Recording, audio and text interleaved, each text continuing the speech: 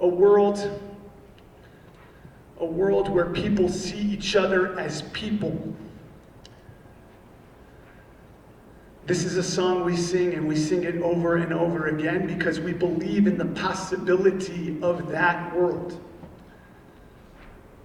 But we know that we live in a world that isn't quite like that yet, where people don't always see each other as people, where people don't always look at other people as if they're human beings, where they put people down or treat people unfairly for no reason at all. In 6th grade, we read a story about a girl like this, who in school wasn't treated very nicely. She was considered an outcast, not liked by the majority of people, treated for no reason at all. And in the story goes on that she recalls that there was really no reason for no one to like her. There was no reason for her to be treated this way. She said, in her school, it's not like everyone was good at sports and she wasn't, because she said in her story that no one in her school was very good at sports. Or she said in our school, it's like as if I loved to read, or everybody loved to read, but I didn't because everybody loved to read.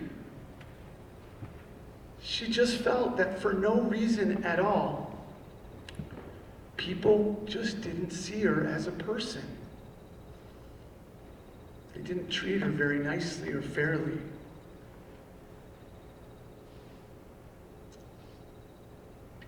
They made fun of her.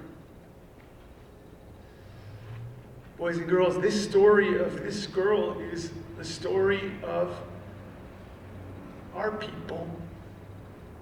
A little over 70 years ago, in a place called Europe, Eastern Europe, Germany, Poland, and many others,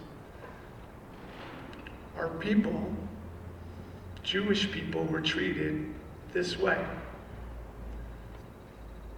There was a person, a leader at the time, of a party called the Nazi Party. And this leader's name was Hitler.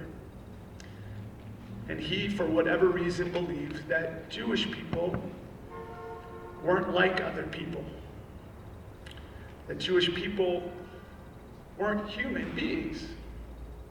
That they didn't deserve to be treated like human beings. And so there were people that followed him. Many, many people. There were people who actually stood up against him and tried to help Jewish people. But there were many people who followed him. And so over 70 years ago, across the seas, Jewish people weren't treated nicely. And many of them were hurt. And many, many of them lost their lives. And we remember this every year, and we remember this all the time, and we say to ourselves, never forget. And so here's the thing, the reason we say this isn't just so that we remember it, isn't just so that we know about it, but the knowledge of it is important only in the sense that we know and we need to make sure to stand up against it. That we know, because we know that our people were treated this way, that of any people, we know that we have to stand up against people who treat people like they aren't human beings, who make fun of people, who hurt people. So we remember not just to know, we remember so that we don't stay silent, so that we stand up and we tell the world that this isn't how people should be treated, that people should be treated with respect and dignity and love and care,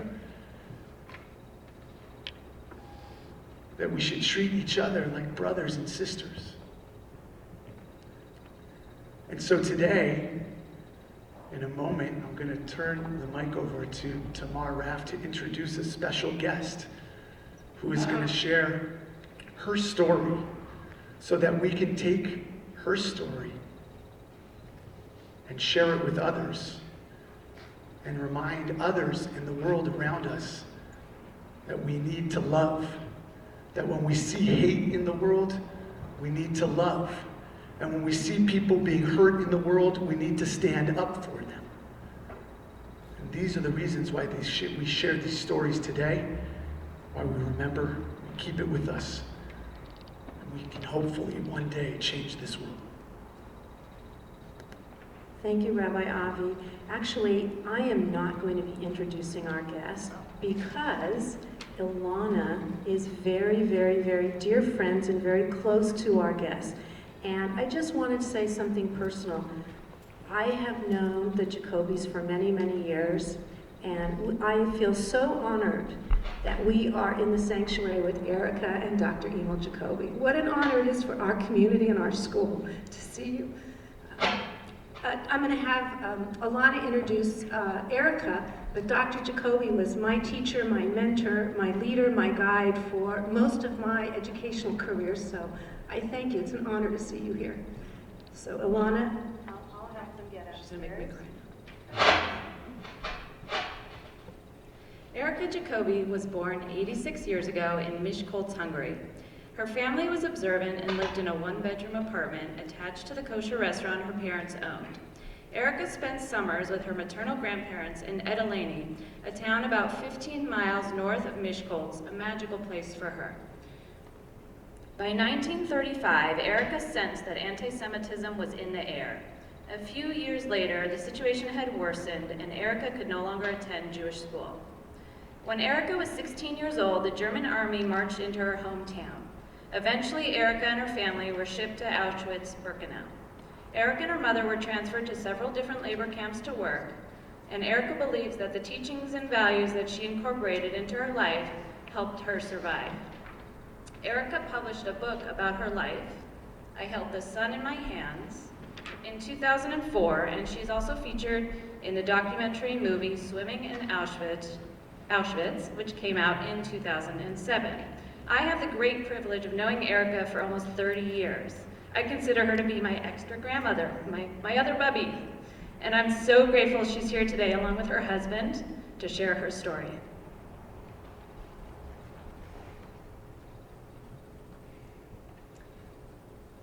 Is it morning or afternoon? Anyway, I'm here to say hello.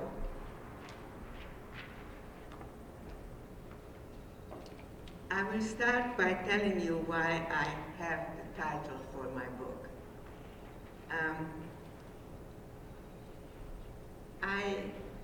When I was in Jewish education, I taught about Joshua. Joshua was one of the leaders of the Jewish people when they went into Eretz Israel. And they were fighting the Philistines at that time. And he was winning while he had his arms up. And if he put his arms down, they did not win.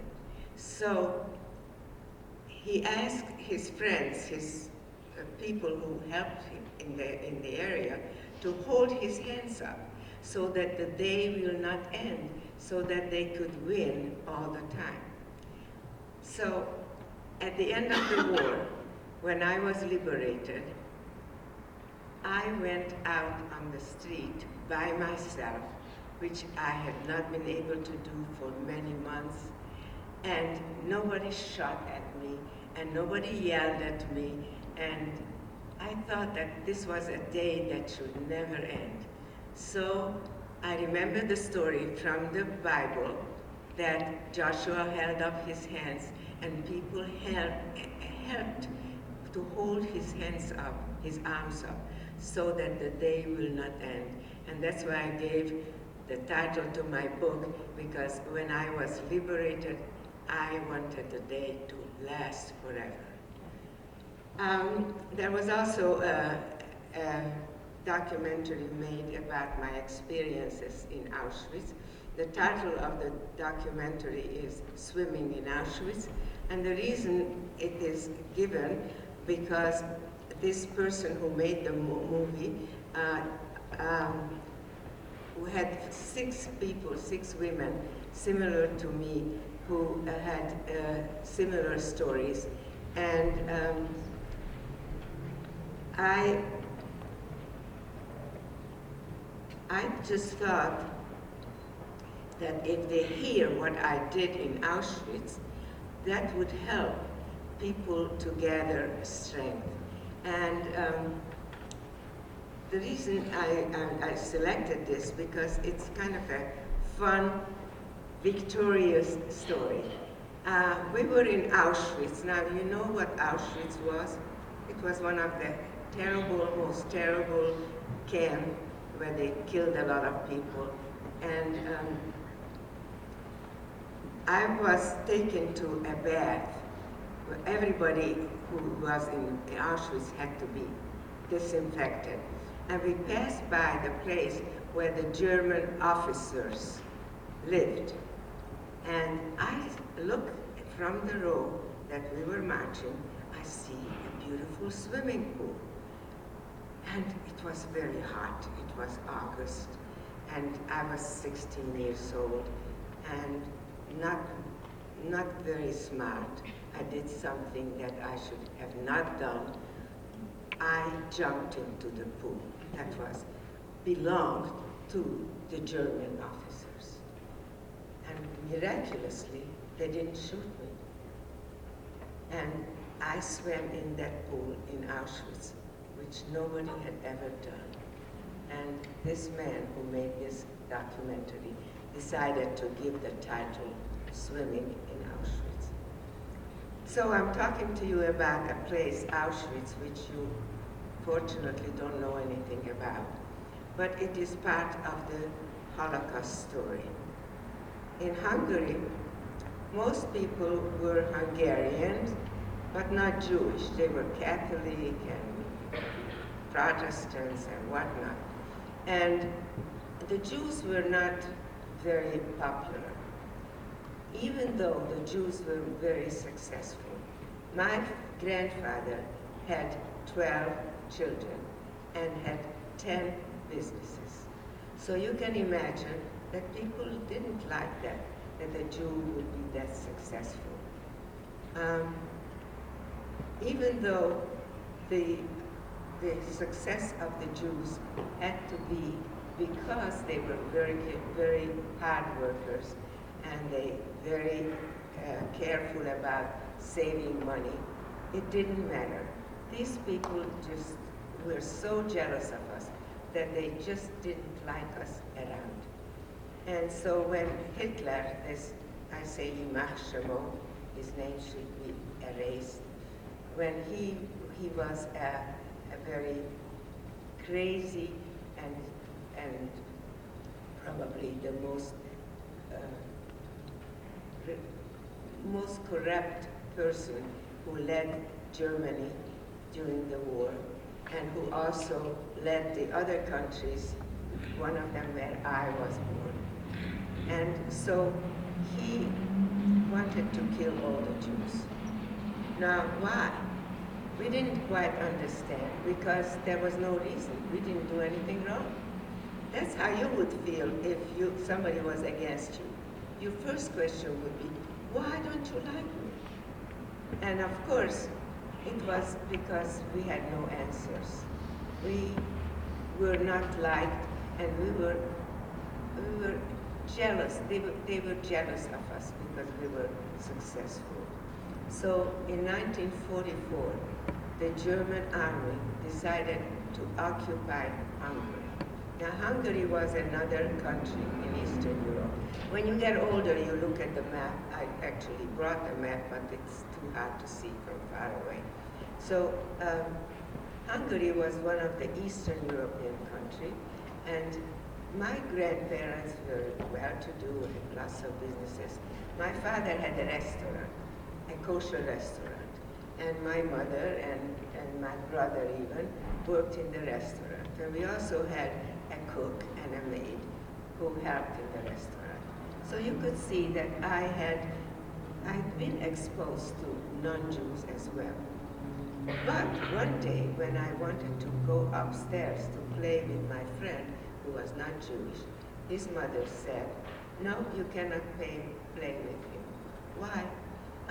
"We just don't like you around anymore." I had no reason why they wouldn't like me.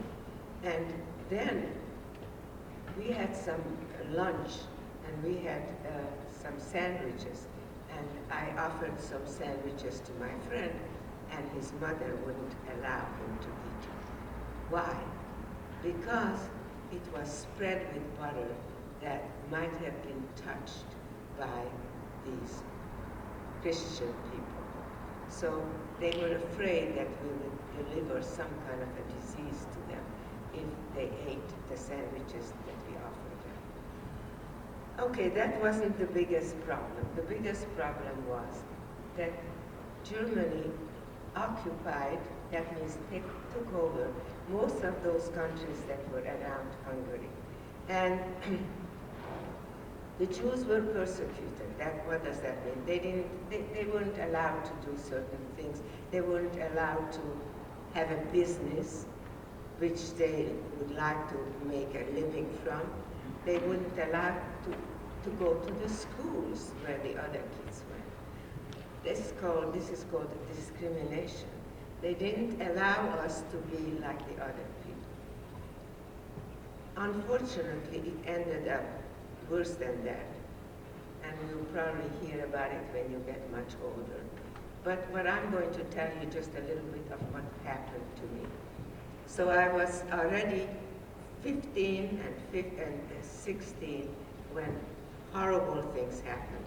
When they took all the Jews out of Hungary, where I lived, and took them to a horrible place, the most cruel place in the world, and that name was Auschwitz.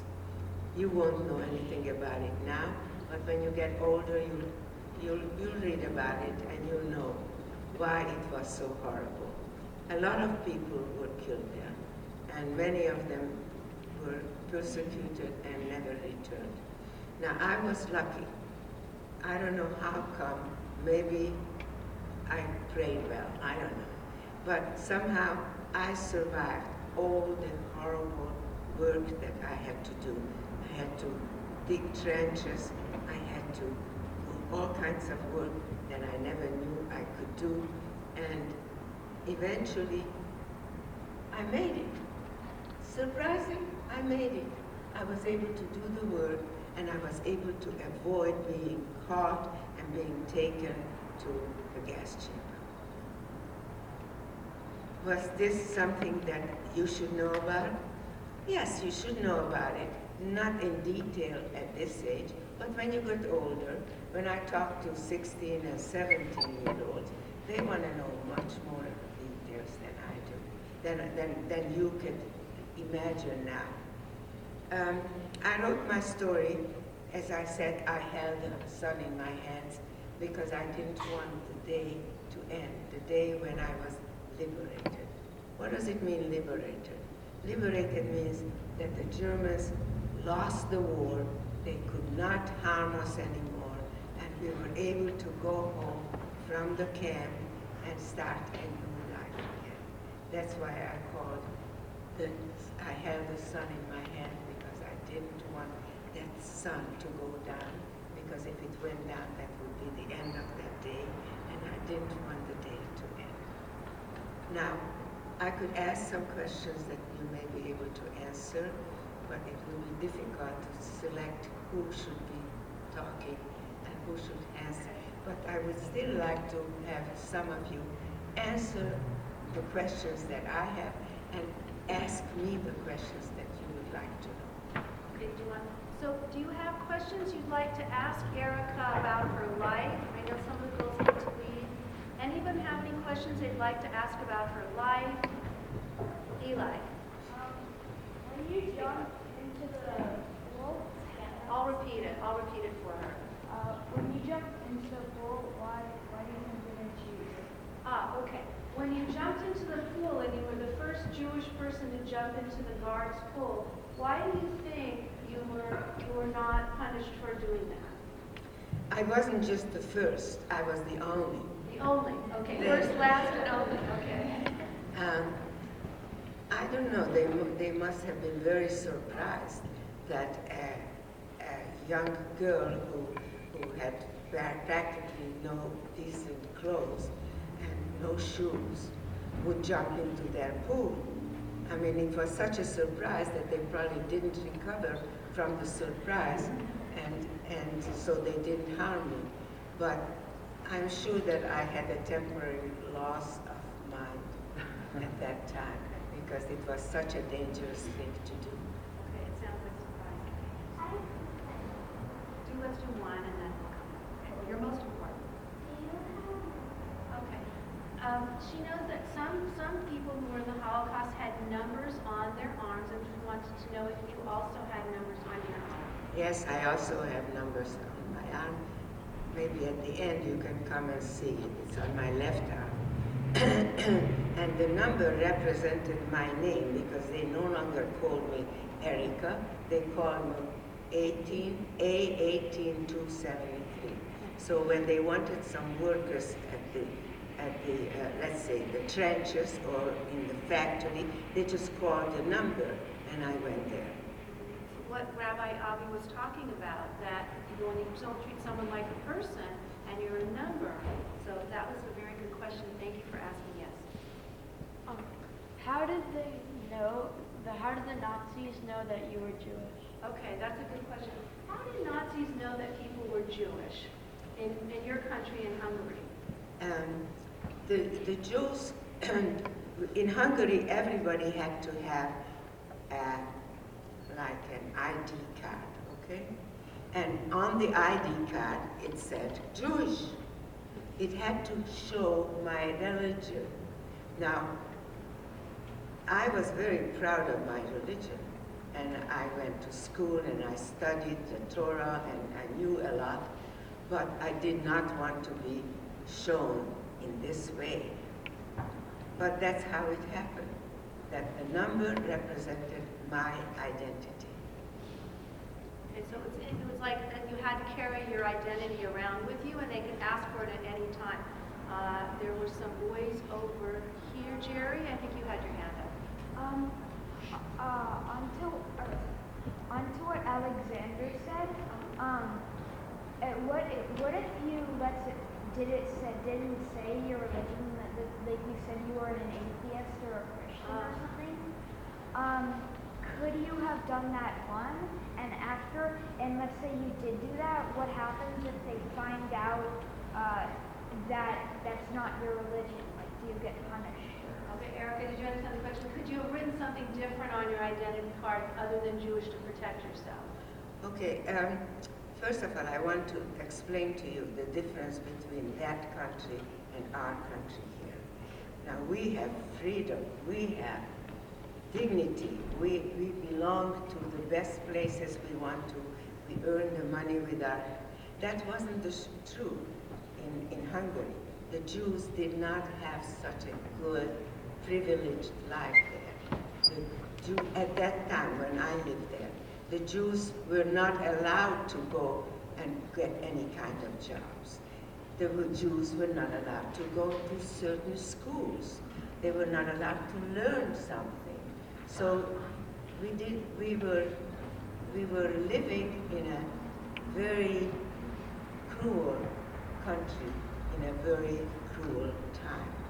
And later on, when after the war, things have changed and it got much better. Or even when my mother was a little girl, she still had a better life. But somehow I got to that place at that time, which was the worst part of our history, of Jewish history in Hungary. When you were caught, what was the first thing that came to your mind? And were there things that you had to take before you left because you just couldn't leave when you left? When you were caught, what was the first thing that came to your mind, and were you able to take anything with you when you left? I wasn't caught everybody was caught at the same time. So it wasn't like they caught me. They caught all the Jewish people in the city. And they took us away to a concentration camp, okay? And I couldn't escape. We were surrounded by soldiers and with guns, so you couldn't escape. Now what was the other part of Were you this? able to take anything with you? No, we could not take anything with us. Well, actually, we did take a backpack, but when we got to Auschwitz, they took it away from us. So, actually, in Auschwitz, we had to get undressed and be naked, and they sprayed us with a disinfectant, and they gave us a bath, and they gave us a uniform that was like a prisoner. And that was the only thing I had. So you can imagine that I had no choice to wear anything else. I had to wear the same thing all the time. And what we did once was interesting. We decided we had to wash it. What? We can't wear the same clothes all the time. So we washed it. There was a washing area. And guess what? We put it back on. And we wore it. And it dried on us. So we had a clean dress. And that's how we managed it. Let's see, Oliver. If your ID card tells that you're Jewish, then how did people who were blonde-haired and blue-eyed get away? What a question, right? Everyone Well, heard first the of all, let's see. I'm talking about my experience. It wasn't sure everybody had the same experience. When we got to Auschwitz, which was this cold extermination camp where they killed the people, everything was taken away from us. No card, no nothing, no clothes. So we were undressed. We were undressed, and we took this bath, and then we were given this prisoner uniform. We didn't have anything that belonged to us. We didn't have an ID card. No, all the Jews that were taken from Hungary didn't have any ID cards anymore because they were just taken to Auschwitz to become prisoners. And we had no more IDs. Okay, you sir. Nathan, I know you're dying to ask a question. How old were you when you came to America? I was 18, 17, no, 20. Well, because I went to other places before I got to the United States. I lived in Cuba and so on. So before I got to the United States, I was 19 or 20. Erika speaks many languages. We say 5 in the car, 5 languages, and Emil, your husband, speaks He used to speak 9. 9 languages. So, let's see. How much did the concentration camp? Elliot wants to know about the food in the concentration camp. Okay. You wouldn't want it. It was mostly what we called soup, which contained a lot of green stuff, which we don't know what it was, something like leaves, things like that. And sometimes we also had some like barley in it. And those were the good soups that had barley because it was thicker and it filled us a little bit more. But you remember, we only got soup once a day. And that was in the evening. We got a bowl of this soup, which we called. And it also had, let's say, some kind of rocks in it, or what else could go in a soup? No meat or anything like that, but there was some kind of stuff that was not edible. So we usually tried to eat it because, guess why? Because we were so hungry that if we didn't eat that, I don't know if we could have lived. So we kept eating no matter what it was, whatever it was in that soup. We also got 1 slice of bread a day. So we got one bowl of soup in the evening and one slice of bread at noon. And that was our food. So you know that I didn't have to go on a diet. Ethan, and then we'll do Shane. Ethan. Were you transported to a ghetto before you were put in the Auschwitz? Good question. I was not transported because I happened to live in an area which became a ghetto. So that the Jews from the other part of the city were brought into our area. And when they got there, we had to share our home with 2 other families. We had at one time 10 little kids living in a 2-bedroom home. And we had to share our food and whatever we had. So sharing was the first, let's say, the first thing I learned in life as a young child, that you must share because there is no other way to survive. Okay, I know Shane and you have a burning question. So, let's say you were like leaving school and you were very young and you didn't have an ID card.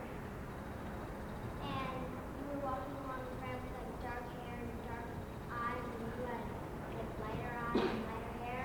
Would the one who your friend survive or would you take? Shane is really asking a question. Could you tell by the way somebody looked if they were Jewish? I think that's where her question's coming from. Well, I tell you, most of us look like you. Blonde, dark-haired, red-haired, curly hair, straight hair, just like all of you. We all look the same. We were not looking different than the other Hungarians. We were not Jewish. Sometimes they thought, oh, this girl couldn't be Jewish. She has such long, straight, blonde hair. But of course she was Jewish. So I said, you couldn't tell a person if she was Jewish or not. The only way they could tell if they asked us our card. And if card said Jewish, then we were Jewish. Okay, this is going to be the very, very, very last question. Max? Okay, your last question, and then How long were you, number one, how long were you swimming in the fall? And number 2, how long were you at the concentration camp? okay, a little bit of your personal history. How long were you in the swimming pool, first of all? The swimming pool was only while I swam from one end to the other. So a short time. That was, and it was a very dangerous thing what I did. Very stupid thing also. But I survived somehow. I think God helped me. Okay, what And was how it? long were you in the In camp I was about 15 months. A year So and more a than half. 1 year's time. We're going to invite you, Erika, to, I'm going to bring you down, and Rabbi Avi, you can invite the 6 students to do the candle lighting. I'm going to bring Erika down too to join in with the candle lighting. 6th grade representative. That's the one we Okay, I used to say, yeah, finish the service. and then I pick it up. So I just wanted to share with Erika with the students. Let's see.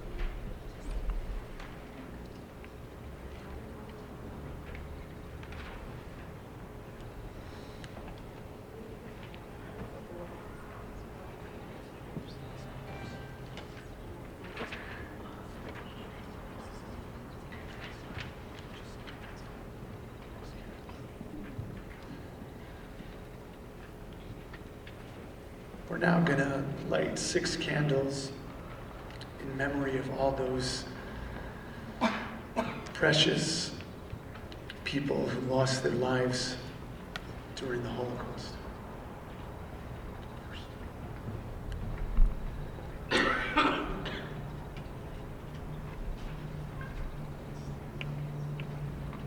Please rise.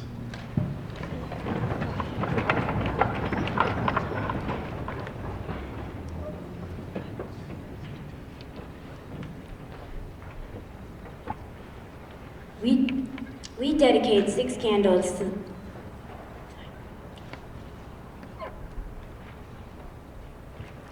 we dedicate 6 candles to the memory of 6 million Jews whose lives were taken by the Nazis in Europe over 70 years ago. Even though it happened before we were born, we must remember we dare not forget.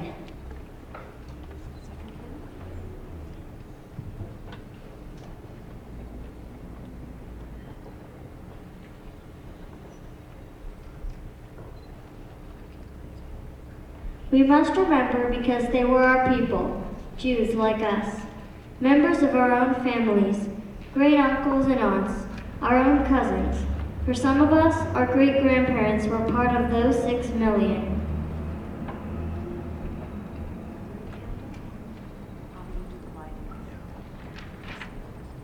We must not forget because that was their message to us. Never forget. Never forgive the crime of genocide, the murder of a people. If we don't forget, we can help make sure the genocide never happens again to any people.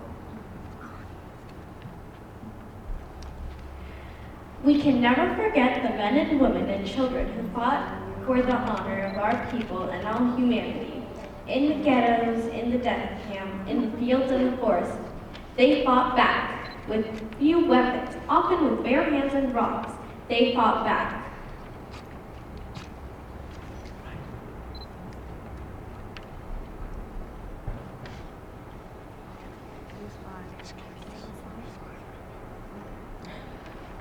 These candles remind us, too, that our people and our culture are still not safe. The madness of racism still threatens Jews and other peoples. Genocide has murdered many millions, more than our 6 million. We do not forget. We, the survivors of those 6 million, have a special responsibility. They were destroyed by war, by racism, by hatred. We, too, must fight back against war, against racism, and against hatred. We have 6 million reasons.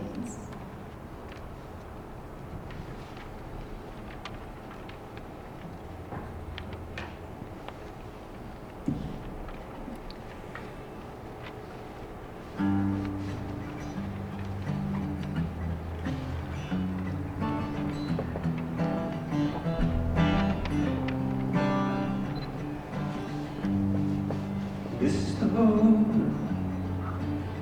still real, Jewish hope in Israel. This is the time we stand as one, if not now when?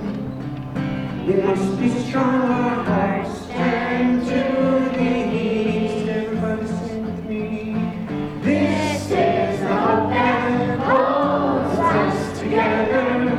Hatikva, hope will last forever. This is the hope that holds us together. Hatikva, hope is still real.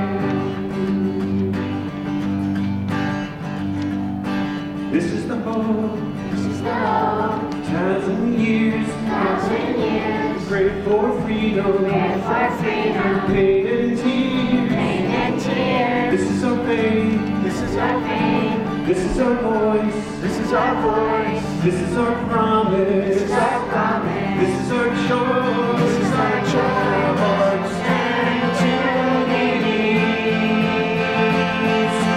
This is the hope that holds us together. Hatikva, hope that will last forever. This is the hope that holds us together. Hatikva, hope is still real.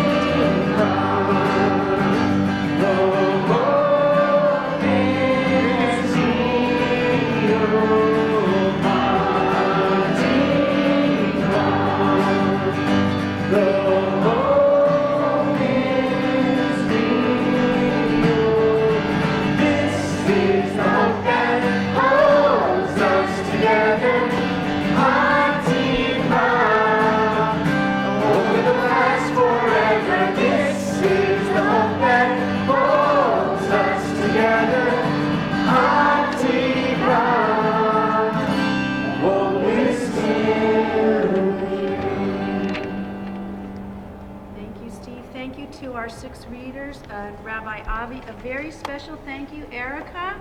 The students would like to give you something alive and beautiful. And we want to thank you so much for visiting us today and sharing your story. It's our responsibility to remember Erika's story and to always, when we see something that isn't right, hatred or prejudice, to do the right thing and to correct it. I just wanted to tell you about my husband who was in the underground. Oh, okay. That's great. So everyone sit down for a minute. I think you get an extra bonus treat story. My husband, who is an educator who's sitting here with us, he was not in the concentration camp, but he was in the underground. And that was against the Germans to fight and to hide or whatever they could do. So they would treat other people with dignity, and they saved other people from going through the horrible things that I went through. We are always thankful to people like him.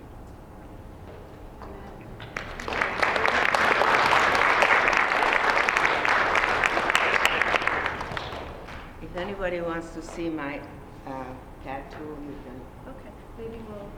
Shelley, do you want to say a word or two before?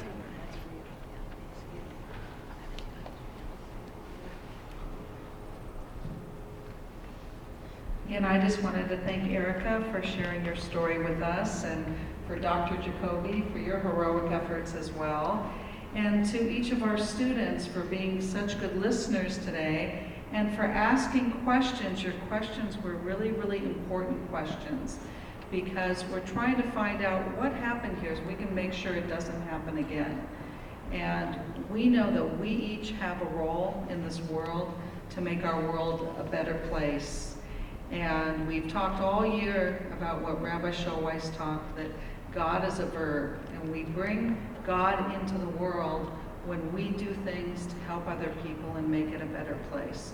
And part of that is standing up when we see something that isn't right. And this Sunday, the 6th graders are leading a walk against genocide in Darfur, and that is one way of stepping up and taking action. So we are proud of you that you are not just talking about it, you are doing something about it. And there's many other examples that we know in our world where we can make a difference. And we just want to thank you so much for taking the time to share your story today. And each of us will be sharing your story with others, because it's a very important story to tell, but you are an inspiration to us to show that, you know, there is a bright future, and that we just sang Hatikva, a hope, and we are all hopeful together. So thank you very much.